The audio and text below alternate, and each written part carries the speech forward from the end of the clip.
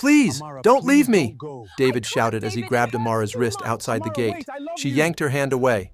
You Don't really touch don't me! remember. People Please, walking tell me along what the I street did. slowed Don't down leave to me. watch. It was David's him. voice cracked. Please, tell me what I did. She stared at him, with tears running down her face. You really don't remember? I swear I don't. You don't remember your family? My family. What does my family have to do with this? She took another step backwards. I remember his face.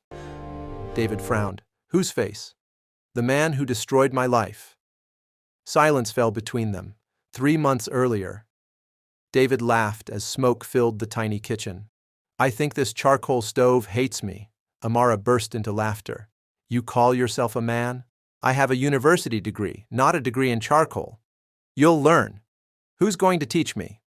I will, he smiled. You know something? What? You make ordinary days feel special. She looked down shyly. And you make me believe good men still exist. From that day, they became inseparable. Every evening, David waited outside her office. You kept me waiting for 10 minutes. I wanted to see if you would leave. I'd wait all night if that's what it took. She smiled. Liar. Try me. They prayed together, cooked together, argued over little things, made up before bedtime. One afternoon, they sat in a quiet park. David looked unusually nervous. Why are you so quiet? My heart is racing. Why? He slowly got down on one knee. Amara covered her mouth. No, he smiled. Yes? He brought out a small ring. Amara, will you marry me?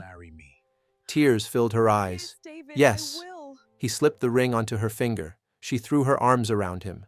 I've never been this happy. David kissed her forehead. I can't wait for you to meet my parents. I've always wanted a family again. You'll love mine. A week later, they arrived at David's family home. David squeezed her hand. Relax. I'm trying. My mother has been talking about you every day. He pushed the gate open. Mom, Dad, we're here. His mother hurried outside smiling. My son! She hugged David before embracing Amara. So this is the beautiful lady stealing my son's heart.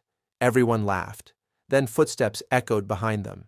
An elderly man walked out carrying a basket of fruits.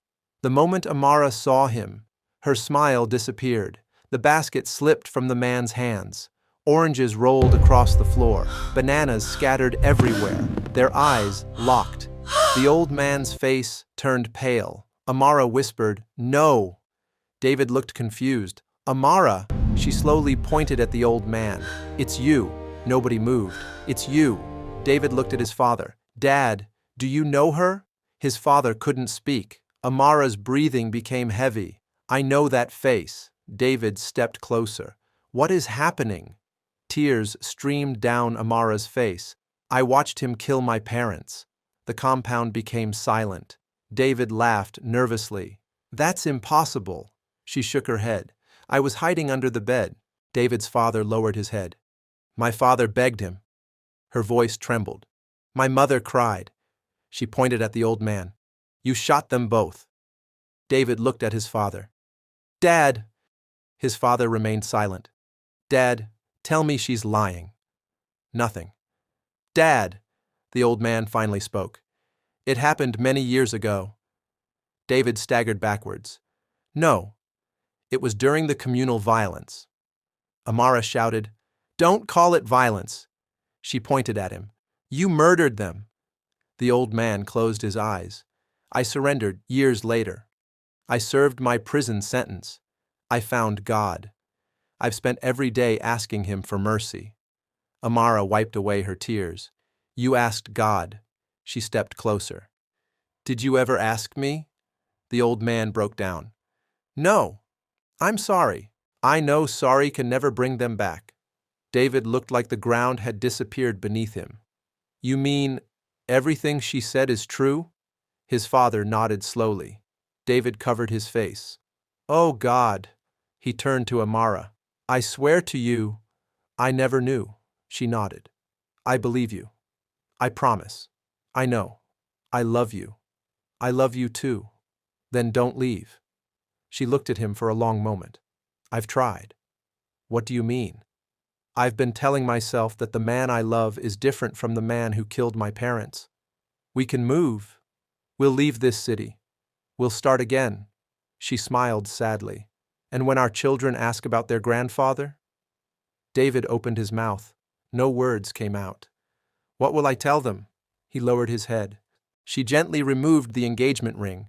David stared at it. My love. She placed it in his trembling hand. You healed many broken parts of my heart. His tears flowed freely. But every time I see your father's face, she placed her hand on her chest. I hear the gunshots again. David reached for her. Please don't leave. We can fight this together. She shook her head gently. I prayed for years that God would remove my hatred. Did he? Yes. She looked at David's father. I forgive you. The old man collapsed to his knees. His shoulders shook as he cried. Thank you. She turned back to David. I forgive your father. She paused. But forgiveness is not the same as forgetting.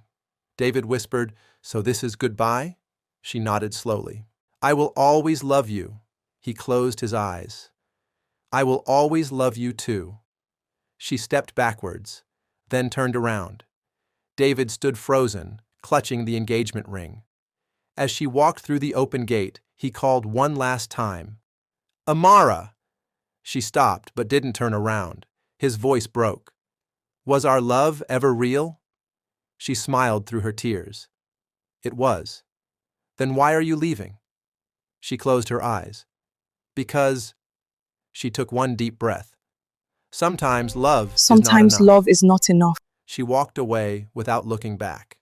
David remained standing at the gate, tears falling onto the engagement ring in his hand. Some people find forgiveness. Some people find healing.